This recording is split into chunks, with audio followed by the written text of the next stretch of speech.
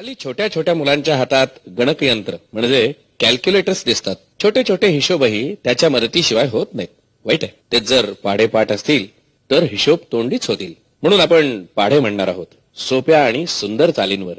आता पाढ्याची सुरुवातच व्यावहारिक ज्ञानावर आधारित आहे. बघा ना, उभा 1, आडवे 2, गाठीचे 3, गाईला पाय 4, हाताची बोटे 5, उलटे 3 6. के बे बे दुने चार बे त्रिक सहा बे चौकाठ बे पंचे दहा बे सख बारा बे साती 14 बे आठी 16. 26, 27, 28, 29 हे 4 पाढे म्हणजे 4 भयंकर राक्षस वाटतात. तर एक आयडिया आहे, 20चा पाढा पाठ होतोच आणि बे ते 10 पाढे तर सोपे असतात, पाठ होतात. आता बघा, 27 अठ्ठे असं म्हणलं की 20 अठ्ठे 60 आणि 7 8 56. 160 अधिक 56 याची बेरीज 216 म्हणजे 16 2. अर्थात बेरीज वजाबाकी तरी आपली बरी पाहिजे बरं का यासाठी.